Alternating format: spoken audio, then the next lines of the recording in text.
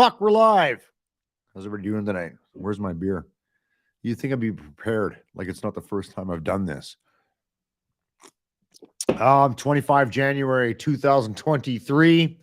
Welcome to Fire for Effect Live. My name is Chris. I'll bring the boys in a second. We got a few things we're going to cover tonight. I definitely want to get into this whole tank fucking discussion in Ukraine, and we're also going to cover a few other things. Let's bring the boys in. Mr. Bryce Hooper and Mr. Morgan Warren. What's going on, gents? How is everybody? Good. Pretty good. Good. Fuck, I had a busy week last week. Yeah, you're out in Ontario. How'd that all go? Good. I'm in Ontario, so I've never been to Niagara Falls. Let's check the chat here. Who we got in? Positive Mike. Mike's on. He's not watching James. Yes, Mike, you were correct. Me and James have a conflict because I didn't update the fucking schedule. Anyway.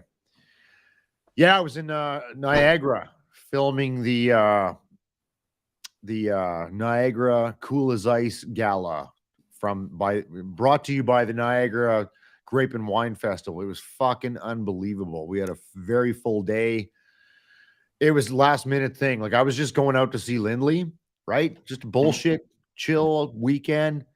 And then suddenly it's like, hey, listen, the festival's asked us from Crier Media. We're now rep by Crier Media, by the way.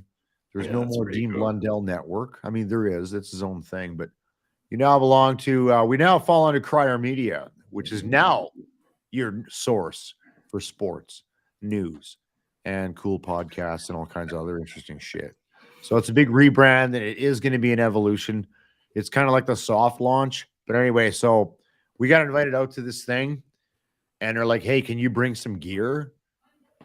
I'm like, well, what gear? What are we doing?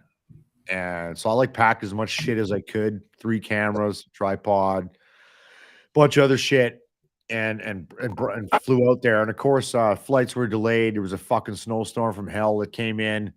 So I didn't actually get to Lindley's house till like 3:30 in the morning.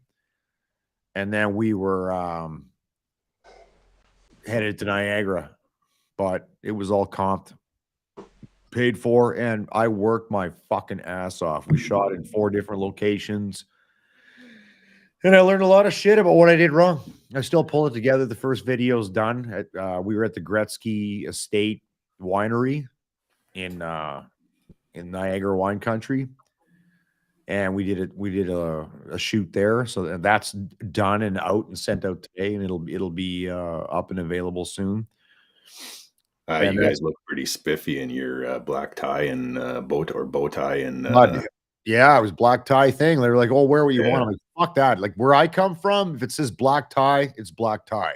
Yeah, because I was going back and forth. I'm like, "What do I got to wear?" Well, don't worry about it. Whatever. I'm like, no, if it's black tie, it's fucking black tie. So 100. I was repping, right? You know. Yeah.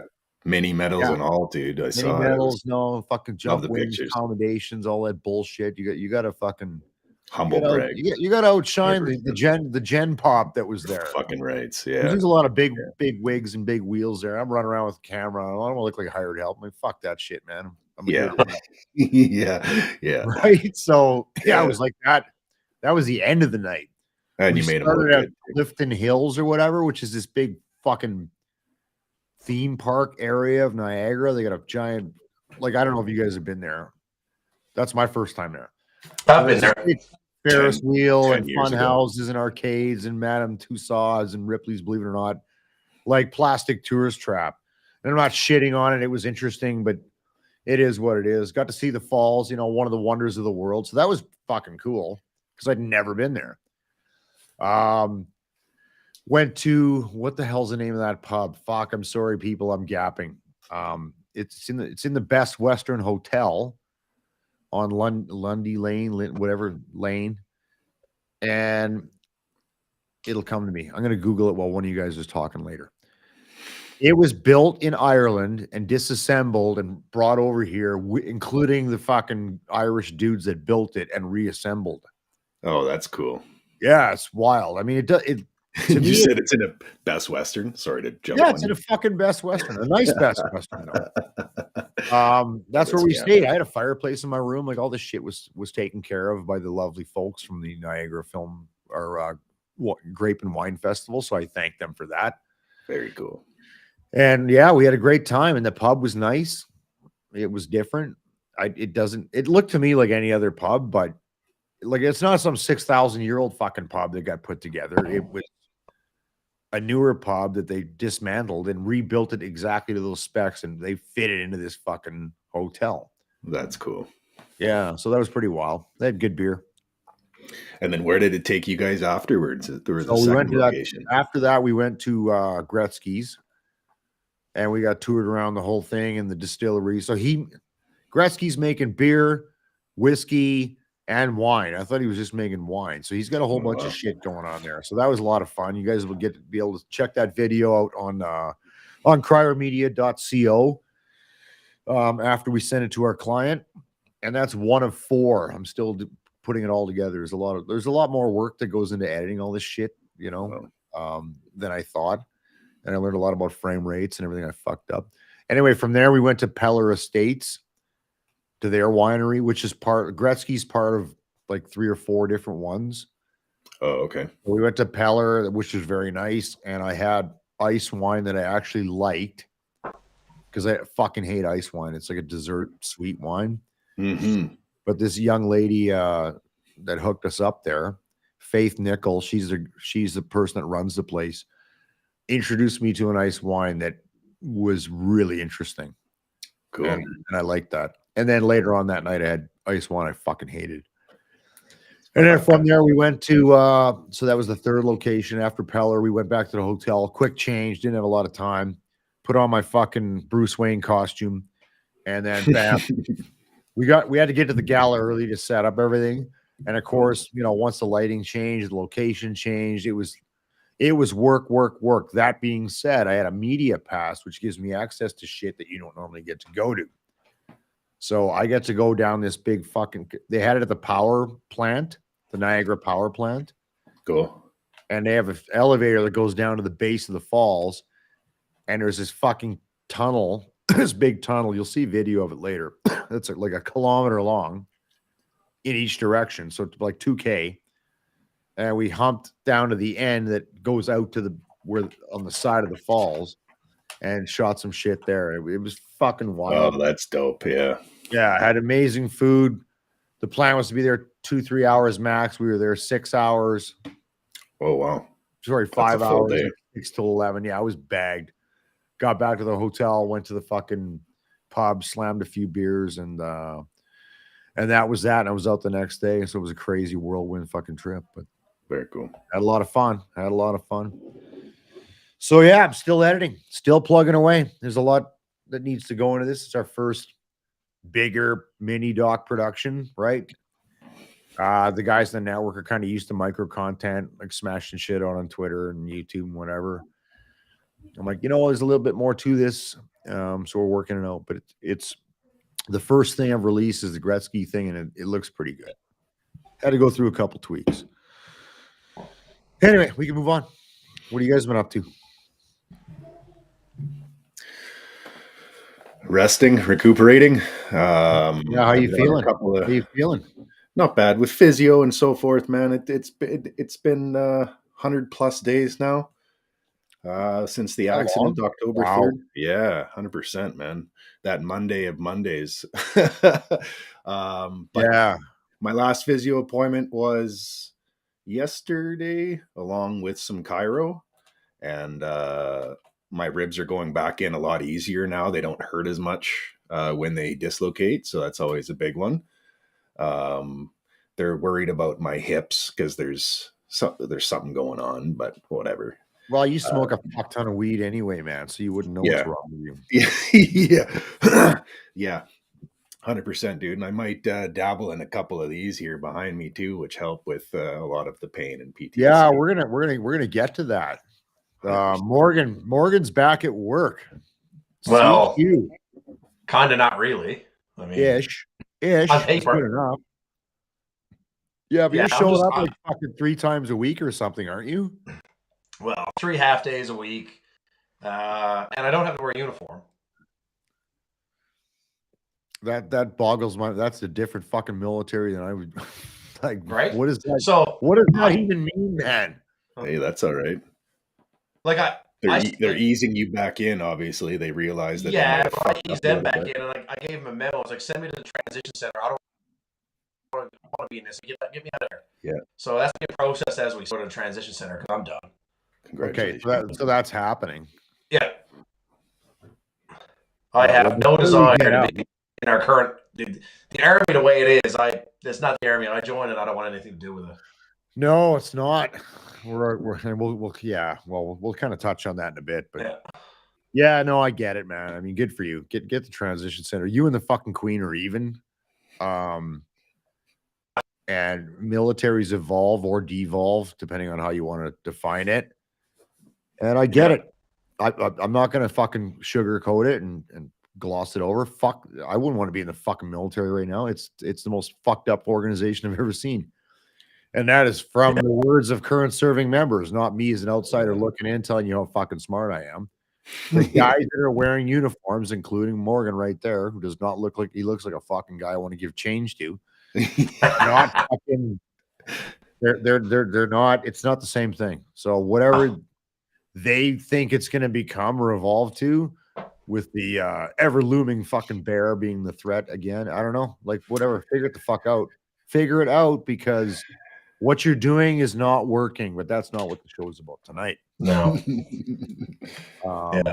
We could talk about that. We talk about that all the fucking time. Today is this is interesting. It's Bell Media or Bell's Mental Health Day. Mental Health Day. Yeah, let's talk. Let's talk day. And I'm like, oh well, that's fucking nice. Lip service. I know a bunch of people who work for Bell Media who were part of their fucking corporate slaughter. And I did a little quick Google search, right? And like they fired a radio personality in 2017 who asked for mental health leave. Yeah, they're notorious for it. I know, man. And like it's evolved into this fucking snowball effect where, you know, they're like any big company. I worked for a big company, Suncor Energy, and all they did was fuck me over for their bottom line. They treat their employees like shit. And all they care about is the mighty buck and the bottom line in an effort to pad the pockets of their top fucking 2% guys. 100%. And Bell Media, Bell, whatever, no different. It's a fucking joke. They've slaughtered the people.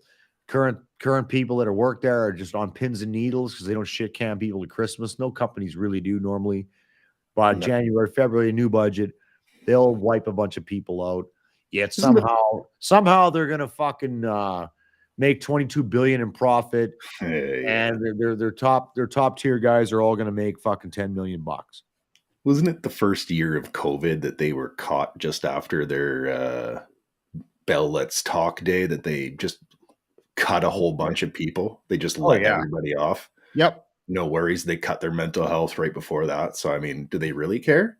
No, they don't give a fuck about mental health. What like they just use this platform for tax write-offs, right? It's fucking bullshit, man. And like I didn't dig too far into it, but what I did get out of it, and not just being a fucking stupid thumb warrior or Googling shit, talk to people that I know, I won't name them obviously, that worked for companies that fell under Bell's umbrella.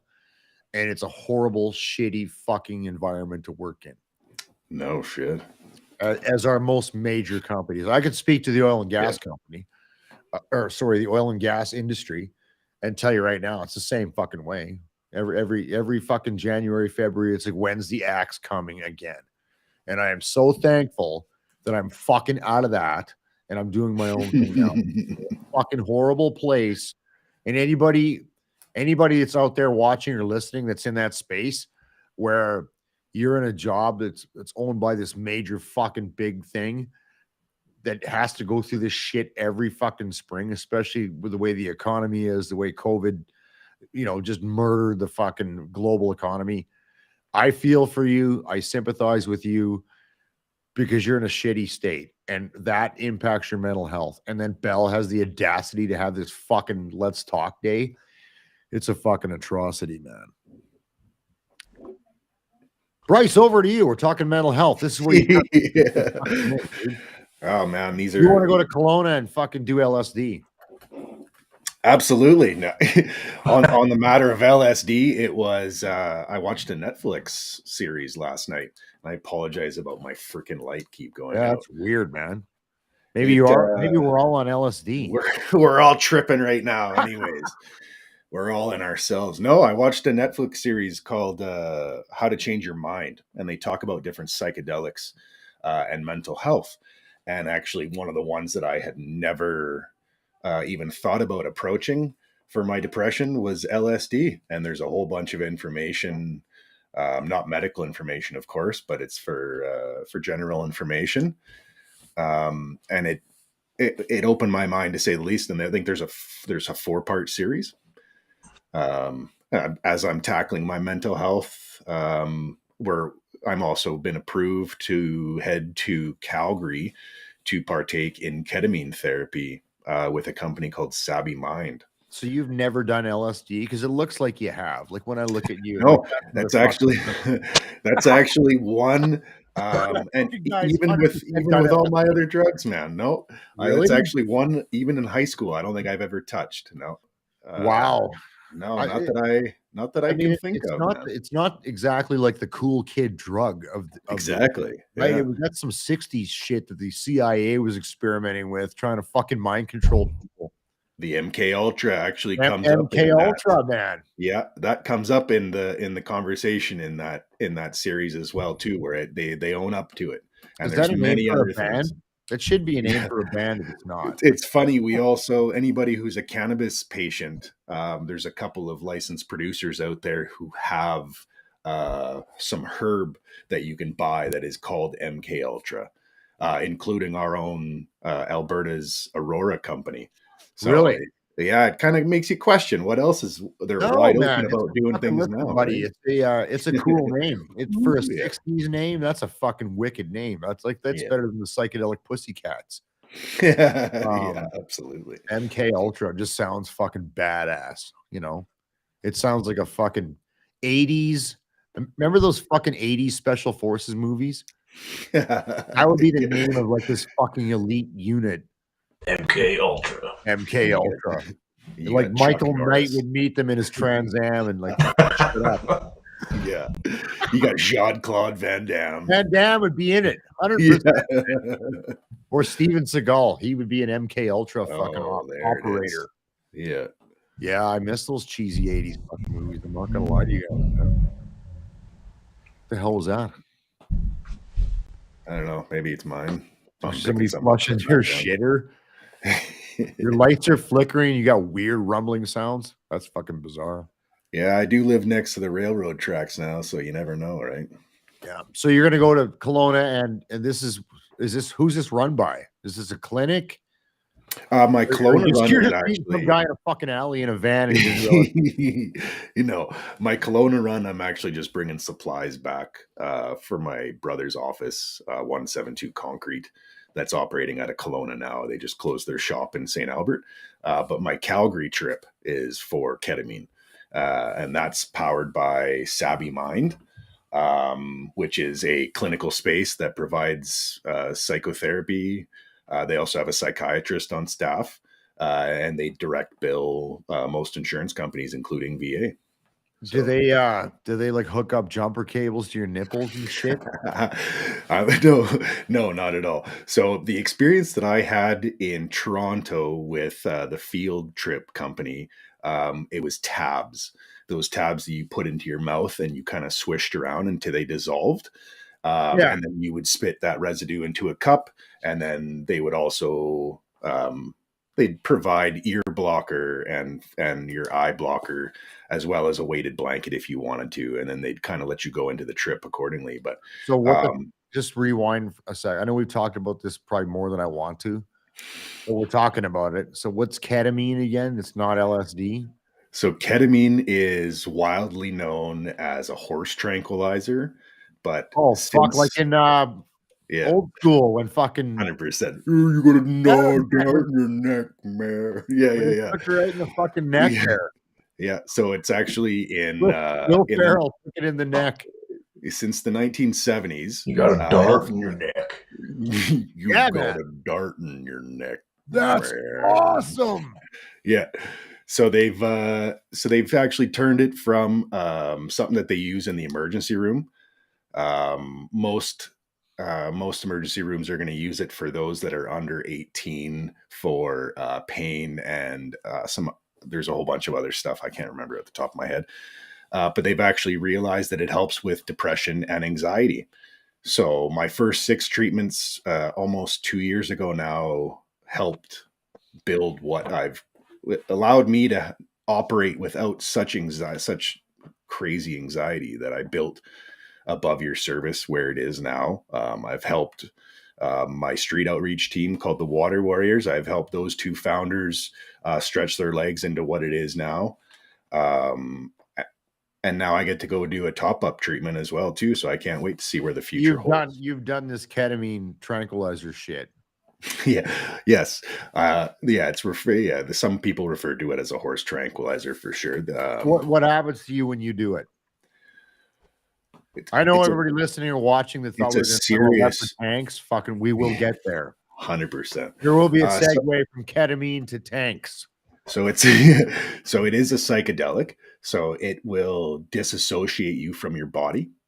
Yeah. So my very first experience with it, I had my auditory was blocked and my eyes were blocked.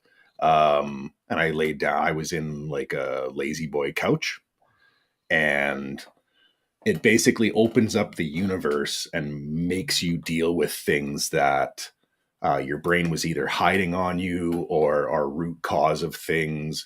And there is no pussyfooting around. Once you're inside of that, you're no longer attached to what we remember as our physical bodies. This is now the universe playing a major role in our healing, where it opens things up where if you might be hiding from certain things that you don't want to heal from, or there's things that you don't want to talk about it, period. There's just things that have been coming around. It makes you deal with it, and it forces your brain to create new. Is it really like once your fucking it wears off, you're like you again? Yes. Like, is this a bunch of fucking bullshit? Because I keep hearing about these magical things that send you into fucking space, right? Absolutely, dude. Yeah. I use a lot of weed to help me sleep. I'm on this program, and it definitely, until I figured it out, like, because a lot of time I was just waking up fucking high. Yes, Danielle. You can have that residual for sure. And I know when I do Zoomers, which I fucking love, my favorite fucking drug of all time is mushrooms, 100%. Because I enjoy fucking going down that little road. But I know when I wake up, the same fucking problems I had are still there. So yes, like if this is some bullshit thing that is being marketed and it's not to really fucking solve people's problems. This is actually I'm saying, like, fucking, we're army guys, man. I can call bullshit a fucking mile away. So you tell me. I was in your same shoes, dude. I was to the point where I was dismissive of it for almost 2 years until I partook, and I almost walked out on my very first treatment. Did you take any with you? Because I'll give her a whirl in my garage. No, that's the problem. Is you cannot just go and do it at home or in your garage or anything like that, because clinically drug then. You have to go and talk your shit out, but they have it where it's a controlled environment. You control the temperature, you control the room the room temperature, the color. It doesn't matter, dude. So that way you are completely comfortable. And then when these things are heavy and they're starting to come out, and there is no stopping it. Once your brain is activated, and these problems are coming out and they're solving themselves, the shit goes away. However, I don't want to sign up for this. I want to try it once, and then if it's fucking bullshit, I'll tell buddy that runs it. You can't just try it once, though. It's a series. They're not fucking Pringles, man. No, you can't just have one. You can't, because it also comes with a whole bunch of mental health as well, too, right? Like the build up to it. This new clinic has me talking to a psychiatrist several times before I even get in the chair and experience. I'm just being the naysayer. I want you to sell me, like not sell me. Dude. Of course, you can't do it once. So it's like there is also no. You can't just watch it once, and we have to have the mid-season finale. You ever notice how fucking bullshit TV is now? These mid-season finale. It's all about fucking money and and ratings and commercial and marketing. Yeah, exactly. the So world goes around with it. I'm watching this new episode or this new season of Yellowstone, and there is a fucking ton of B-roll because now I make film. I watch TV differently. Yeah, it's a bunch of bullshit B-roll with some twangy ass folk country singer singing some song while guys are herding fucking cows around, and then it's Kevin Costner spitting some fucking words of wisdom, and then that's it. Like, what the fuck is that? And then they have a 6-month thing. You know why? Do you know why? You want to know why? I'll tell you why. Because they want you to keep paying Paramount Plus's subscription money. 100, man. 100. Back when shit was on free ass TV or just cable, didn't matter. Yeah. Cable's dead. It's dying. It's fucking dying. You're still paying for cable. Like, fuck, I don't know. You're probably doing LSD. Going into the comments, though, Danielle was asking what drug were we talking about. Danielle, we're going to come back to that. I'm on a fucking rant now. It's called ketamine. I can't spell that. Yeah. But anyway, like I figured, actually, I had a friend over and she was explaining this to me. Like, this is what it is. It's all about all these subscriptions. The way they hook you in to keep paying your $15 a month or whatever the fuck you're paying is by having this stupid bullshit mid-season fucking finale. You know, you got to wait till June to watch, you know, fucking Kevin Costner go, you know, all I care about is the land, Beth. You and your brother, and fuck Jamie. He's a dick. And Rip going, oh, I'll give you a handy, sir, whatever you need. And Beth going, I fucking hate you, Jamie. It's like, oh my fucking Christ, man. It's fucking painful. Have you watched it recently, eh? Yeah, it's the same shit every goddamn episode. It's a fucking bullshit. It is such a critically acclaimed, great show. I'm here to tell you, Yellowstone is a fucking bullshit show, man. It's just, I don't pay for any of that shit anyway, but that's a different story. These fucking assholes subscribing to Paramount Plus, they're just fucking laughing their ass off. It's like the ketamine guy. See how I came full circle? No, don't like him. Those companies are two completely different things. Fuck, I'm crafty. So back to ketamine. Yeah, man. So the initial company that I partook was Field Trip Health. I traveled to Toronto for 6 treatments over 3 weeks. And now I get to travel to Calgary with Savvy Mind. And science is showing that you get 6 treatments. I'm not sure over how many days or how many weeks Savvy's clinic operates.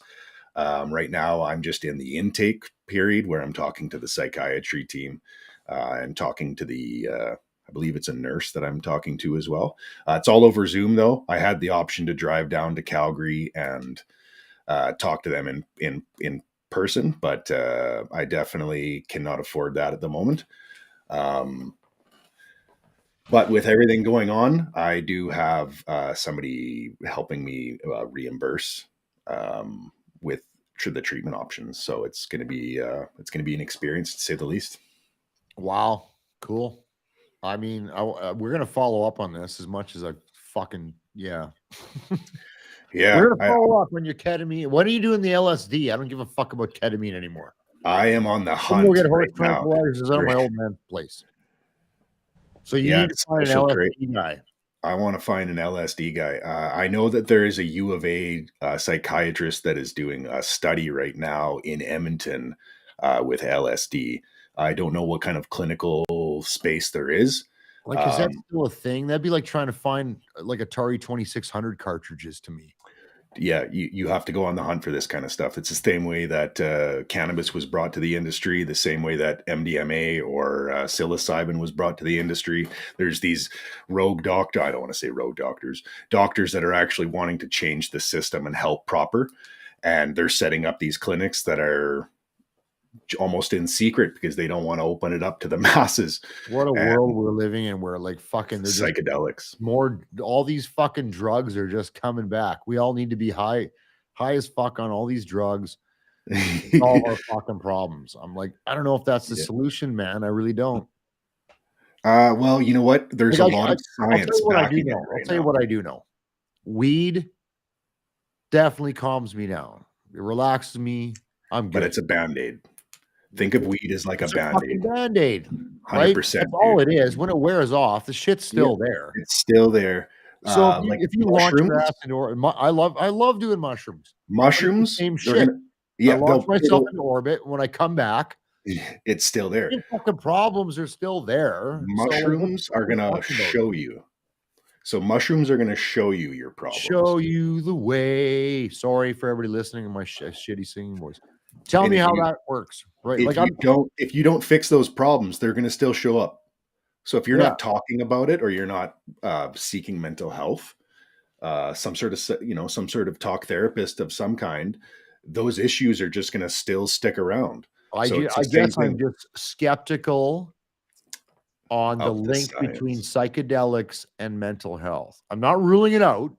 No, I am skeptical because all these fucking leeches out there will put up a lovely website, tell you all these great things and all these fucking studies. Yeah. I studied ninjutsu when I was in grade 8. I'm not a fucking ninja. All of the science, though, is discussed on that Netflix series. Yeah. There's a lot of it. I canceled Netflix because it's a fucking money grab, man. They just hook you in with the next Kevin Hart special. We're done. It's on YouTube, and I can also get you a hard copy book if you're that archaic. Oh, I'm not reading a book, man. It's fucking over. I'm blind. I'll do an audio book while I'm driving like to Calgary and shit. I'll do that. Okay. How to Change Your Mind. The audio book is called How to Change Your Mind. Give me that audio book, How to Change My Mind, to change my mind. Yep. And anyway, to be continued on that. We have to fucking. We're going to move on to the next talk. We're going to talk tanks. Everybody's like, what the fuck are these assholes talking about, man? They're talking about drugs. That's why we got to get your podcast going, but you're too busy fucking figuring out ways to get high. Focus on the tech. Escape the universe. Focus on the tech. We're going to get your pod going. I got all the shit you need to do it. First thing we need to buy you a new fucking light. Fucking rights, man. Please. I'm going to the dollar store and replacing this one. Okay. So, for those of you who've been watching the news lately and everything, there is a big discussion over the last couple of weeks on Germany providing the Leopard 2 tank to Ukraine. So Ukraine needs a modern battle tank in order to fucking combat the Russian tank offensive, the Russian machine. So the Russians are using, I haven't seen a fucking T-90 yet on TV, but there's T-90s, T-72s, T-whatevers. Russia's got a lot of fucking tanks. And what the Ukraine doesn't have is a modern battle tank, semi-modern battle tank to combat that. So the Leopard 2 has been in the news a lot lately because it's widely available. It's produced in Germany. It's used by, I think, 12 European countries. I could be wrong. Morgan, if you got more specs on this. Yeah, give or take 12 European countries. Take a dozen countries, which makes parts readily available, training accessible for the Ukraine military. It is, in my personal opinion, and I've had a lot of people ask me questions about this tank today. Ray Rogt, who's part of the Crier Media Network, was asking me about the M1 Abrams, which we'll jump to in a minute. The Leopard 2 is the way to go. Now, the reason Germany has been so hesitant, well, we could go down that road. I think, they claim, well, we don't want to escalate shit with Russia. And I think there's some economic fucking shit there that, makes sense to me. And then for those of you that don't know, the reason that other countries like Poland, who are going to say, fuck it, we're going to give them tanks, Canada, and I think there's like 17 countries that have Leopard 2 tanks. There's an export agreement there's an agreement between Germany and the country that purchased the tank that they're not allowed to export it. So you can't resell it to somebody else or give it away, which is fair, and I understand that. That has since been lightened up. And if you want to know what a Leopard 2 looks like, that is a Leopard 2. 120 millimeter cannon. I believe it's got twin coaxial 7.62 machine guns, smoke dispensers, wicked armor, blah, blah, blah, blah, blah. It was designed in the 70s and has evolved into, I believe, the A7. Correct me if I'm wrong. Yeah, I think that picture right there is an A4. I think it's an A4 or an A6. Yeah. I'm not sure. And it was designed to combat Russia's most modern tank, which I believe is a T-90. Now, how could somebody who is tank illiterate to tell the difference between an A4 and an A7, or is there something that would be the size of the? It'd be hard to tell.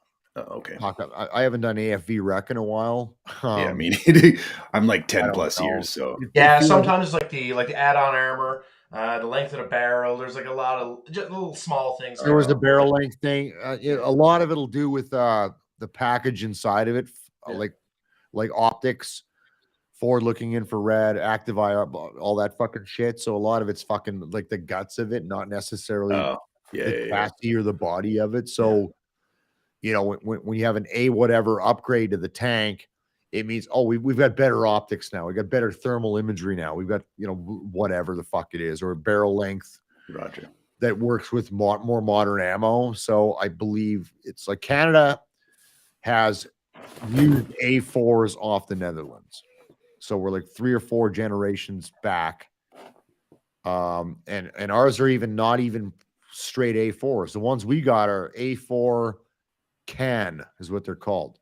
So they were specifically modified for Afghanistan, and the A4 has a longer barrel than the Canadian A4.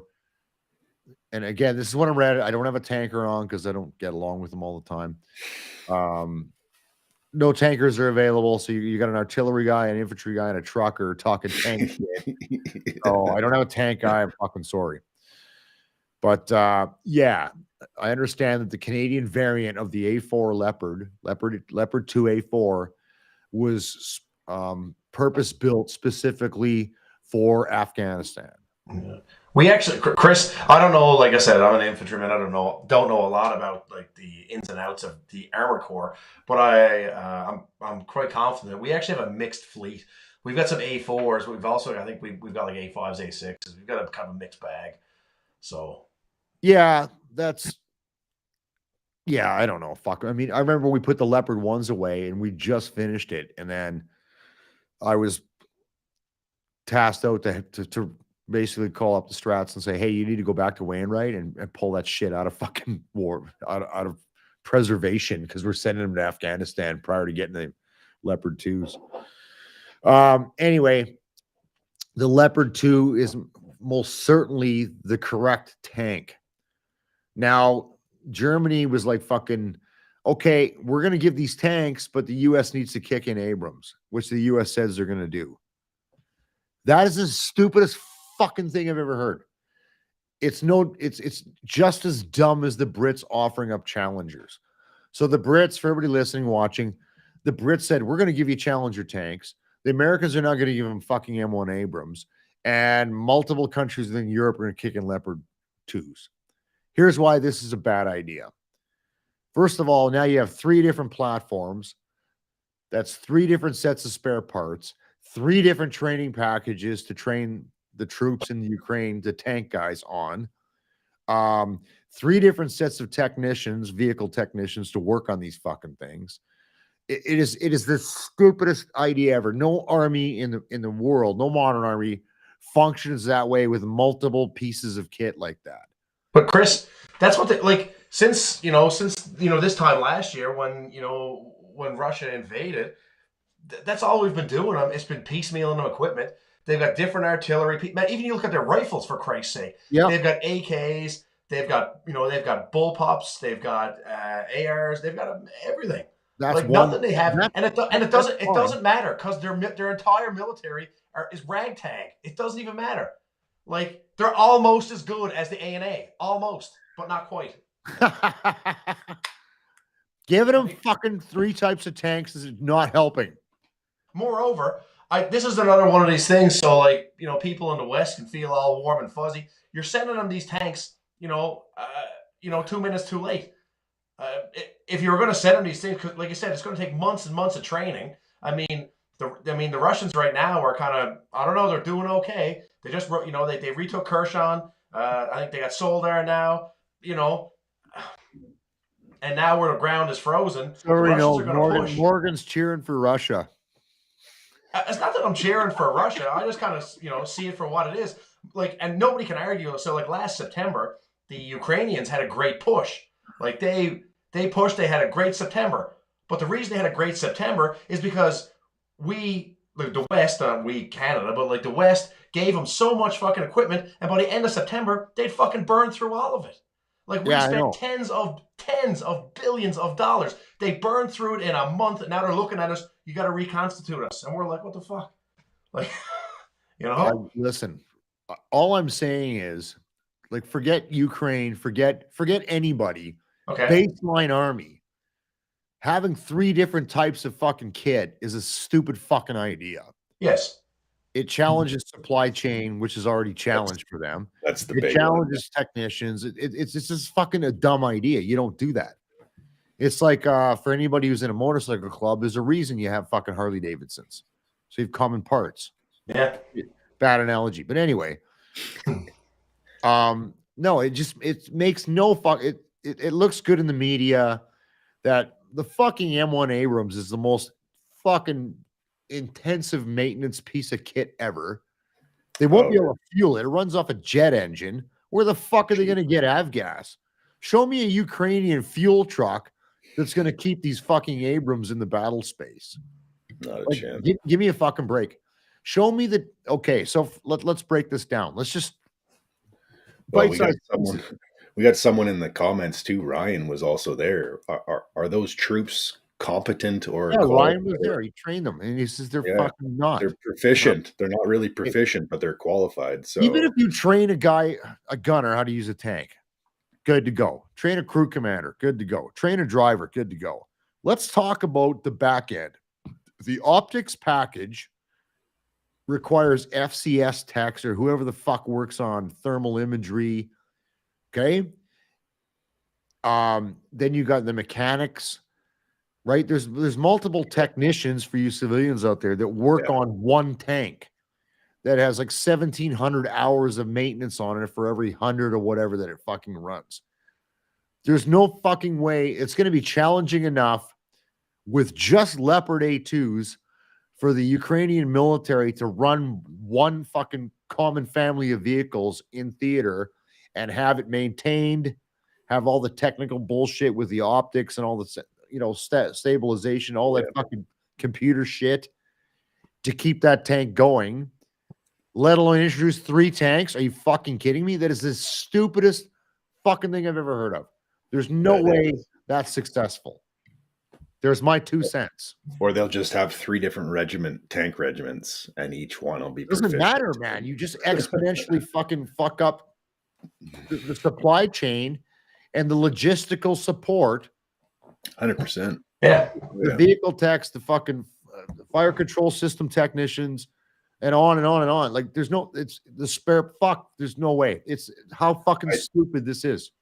I'd hate to see a trucker who would have to go and refuel 3 or 4 different tanks. You'd have to pull. Well, you need like aviation fuel to run an Abrams, don't you? So you need to pull I don't know. Oh, I'm not sure actually. Yeah, well, that's exactly it. Like the logistical tail to kind of to keep these things going.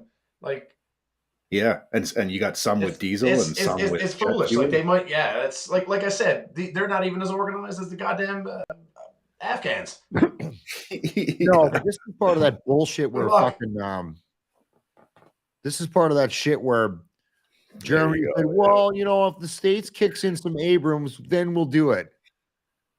And every fucking expert in the US military goes, Abrams is the wrong tank. It's built by the US for the US because the United States can logistically support that platform. Yeah. Like the US gave them M2 Bradleys. Oh, fuck, that's great. That's some antiquated fucking shit. They'll be able to run that, no problem. But giving them they'll probably give them an M1A1 old Abrams, like that the fucking get rid of the start uses or whatever, right? It's just a bad idea. Having that many different types of tanks. The Brits should keep their fucking Challengers. The Americans should keep their Abrams. Canada has fuck all to contribute, but we'll get to that. Actually, Chris, an hour ago there was a news release. Canada's looking at contributing 2 Leopard tanks. Fuck, we only got 2 that work, but we're gonna come to that. Is that right? We have a fleet of 8 though. You're gonna give them 2 tanks. That's like showing up at a fucking party with 300 people with half a fucking shrimp ring. I got hungry. What? Like, what the fuck are they going to do with 2 leopards? Teach. They're going to use one. They're going to use one for spare parts for the other one. Okay, let's just jump into it. I don't know what the VOR in the military stands for vehicle on repair. So every unit in the military has a VOR rate. Yeah. Right? And it's typically around 30 to 50%. And I'm being optimistic when I say that. I was talking to a friend the other day in the Armor Corps, and he said their VOR right now, I believe, is like 50%. Okay, that's fucking better than like the media is gonna make it look like shit. There's this fucking guy from the National Post. I'm not gonna name him his name because I don't want to get him on the show. While the Canadian Military College, whoever the fuck they are, writes all these bullshit papers based on whatever they think they know, and this guy spits it like it's true. That being said, he might be right. Like I know that the tanks were neglected after Afghanistan, but the whole fucking army was neglected after Afghanistan. We spent $18 billion just in the military, just for the military. You know, the $3.9 billion in economic aid to that country. So the appetite for your average Canadian with 158 dead and 18 billion down range to achieve fuck all was pretty fucking limited politically to go forward. So the tanks sat and got idle. I got out after that. You're still in. How many fucking tanks do you see on a Brigade X? Not that many. Because the other thing too is I remember when I was in Gagetown, we were, working at school, and we do our big exercise annually at the infantry school. Well, actually, it was put off by the tactics school, but it was the combat training center that kind of we have all the equipment because the tactics school has nothing. And there's times where like they would actually leave like the tanks in position because they didn't want to run them up. They didn't want to drive them there and back and do the same attack over and over because they don't want to run up the hours on the tanks. Yeah, or the tanks were notional. I could be wrong on this. Tanks, yeah. But I think in Canada right now, currently, and I think this is like even in war stocks, like all in, we've got 80 tanks. I think it's 70 something all in with op stock, war stock, or op stock, long 80 stock. Tanks, I believe, is what we have. Yeah. I don't have if I had a tanker on, we're not fucking spitting facts because I don't have a current serving member of the Lord Strathcona's Horse or the RCDs or the fucking or the whoever the French ones are. Who the fuck are they? RBCs. Sorry. Wow. Rubber Boot Company. Don't have anybody here to speak to that, but I fucking know when I left, that shit was not doing well. I would say 50% VOR, so half the tanks are sitting idle, and probably because of supply chain issues to get spare parts, maybe due to COVID, maybe due to fucking money, they cannibalize them to get the other 50% of those tanks going. So Jesus, we don't need to shit on the military anymore. You can thank the government for that. Canada does not have any fucking leopards to give to the cause, okay? But Chris, I'm just gonna back up. You know what we gave them last month? We spent $500 million to give them an air defense system. We have fucking zero air defense capability in this country, but we just spent $500 million to give it to fucking Ukraine. That's a good point. Are we out of our fucking minds? We sold off ADATs, which stands for it wasn't ADATs. This was a brand new system we bought. No. I'm saying we sold off ADATs. Yeah. So we used to have a system which wasn't the best, but it wasn't the worst. It was the air defense anti-tank system. So it was a missile system. Okay, if you're from the 80s, like I am, there was this fucking G.I. Joe thing on a tank chassis with missile launchers on it. Okay. The ADATs look like that. It was on a Leopard chassis? I think it was. It almost looked like it was on like a 113 chassis, actually. Oh, it might have been on, yeah. Anyway, it was on a fucking track chassis, and it had these missile launchers that could either function as anti-aircraft or anti-tank, depending on the payload. It wasn't bad, and we got rid of that. Like, Canada has no fucking air defense capabilities. So to Morgan's point, we're spending a fuck ton of money to provide Ukraine with an air defense capability, and we don't have one, it's because we don't think that we need No. one. Yeah, we're giving away we've given them M777s. We're giving them Leopard tanks. We're giving them state-of-the-art air defense systems. We don't have this shit. Buddy's That's crazy. A good friend of mine's son is in 1RCHA, 1st Regiment Royal Canadian Horse Artillery. And they are down to 4 M777s for the regiment. This is a regular force artillery regiment that has 4 guns. That's what reserve units have per battery, or used to. So when I was there was 18 M109A3 self-propelled howitzers, and each battery had 4 105 millimeter light guns. Now I'm going back to fucking when VCRs were still the way you watch movies. However, the point is that shows you the degradation of the Canadian Force as a whole. But that's not what tonight's about. What tonight is about is Canada has fucking no tanks to give because the ones we have barely work. We're going to give them 2. We're going to give them 2. I sent you the article. You've got it there. Fucking embarrassing. Like, we shouldn't even be doing it. It's better to go, no, we're not giving you anything. Then 2. That was somebody looking at numbers on a piece of paper and said, "This is what we can afford." That's it. We'll give them 8% of our functional fleet.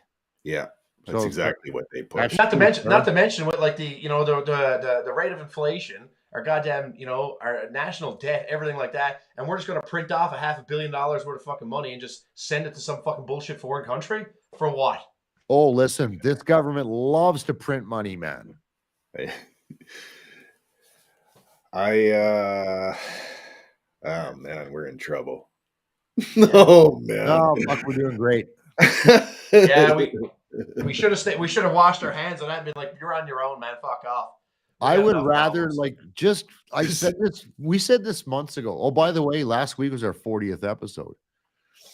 All in. Just give them fucking money. Don't embarrass yourself. Don't embarrass yourself on the world stage by saying, "Here's 2 tanks." They should work. Maybe.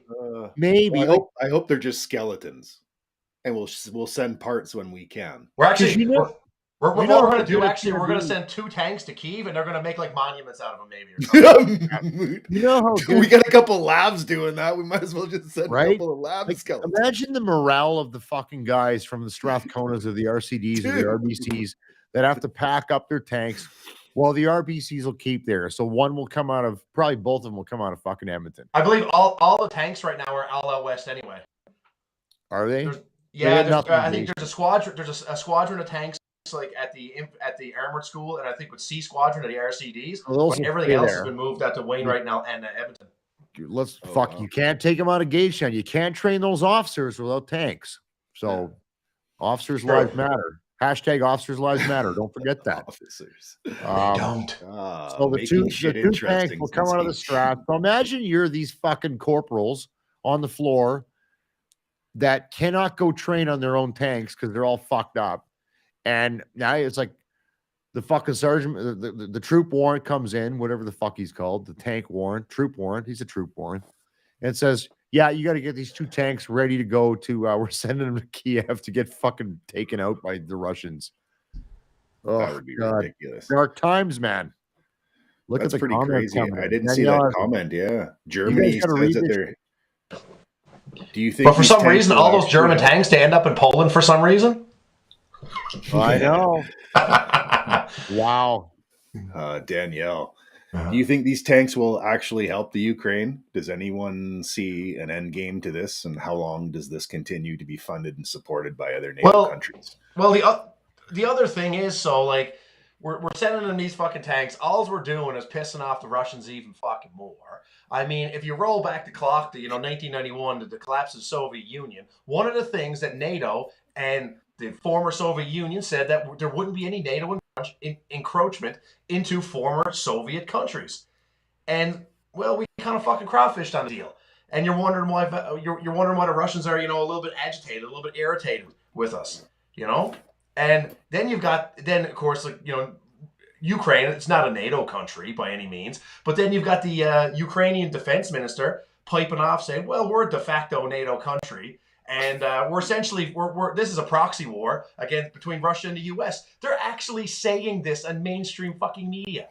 Yeah, I know. Well, It's let's be honest. ridiculous. Let's be honest. It's just like it's not like it's not. no, and we're not being told. And I mean, nobody really knows the fucking truth of the matter. I mean, me, you, anybody, right? But then like we try to hide like little shady things. Like people don't think like that they think that these Ukrainians hold a fucking moral high ground when you've got these Azov units which are they're ultra nationalist. They're Nazi fucking units. And someone's going to look at me and be like, you can't prove that. I'm like, actually, in 2015, the United States Congress, I actually wrote this down, I think, because I got some notes. Thank fuck you did. I thought we were talking about tanks. Now we're on the Nazis, so it's going well. No, but the United States Congress said that these particular units are white supremacist and neo-Nazi fucking units. That's the United States Congress. This isn't like fairy tales. Right. Moreover, they went on to say, like the U.S. House of Representatives said, the Defense Department, their appropriations and military spending, none of it will be spent, to support these units. I'm not talking about them. You're 100% correct. It's fact. It's fact. It's fact. The point is, yes, it's a proxy war. Yeah. Yes, all of NATO is allowing the Ukraine to get fucking trampled. I'm talking about. Let's forget the Nazis that are there and these Azov units. Your day-to-day fucking civvy doesn't deserve this, and the West is using this as a way to fight the war. 100%. Not even that. It's like, let's see what the Russians are really made of. We can test new equipment because a lot of the equipment we have has never really been tested in war. The West is sitting back going. Ukraine has always been that testing ground, though. All the way back. If the West wanted Russia done by now, they'd be done by now. I'm telling you, hand on my heart, I honestly believe because of geopolitical instability, if Russia loses, because of fucking economic instability, if Russia loses, that the West really doesn't want Putin to lose, but he also doesn't want Ukraine to win. I know that makes no sense, but imagine you're sitting back watching a chess game, trying to manipulate both sides or one side to create stalemate. That's what's fucking happening. There's a lot more going on, too. There's way more to this story. But I want to see how bad my perceived enemy really is by fighting some fucking bullshit country. That there was nothing before this militarily anyway. I'm not saying the people of Ukraine are bullshit. They're fucking good people that are in a serious problem. But they had a bullshit military before this.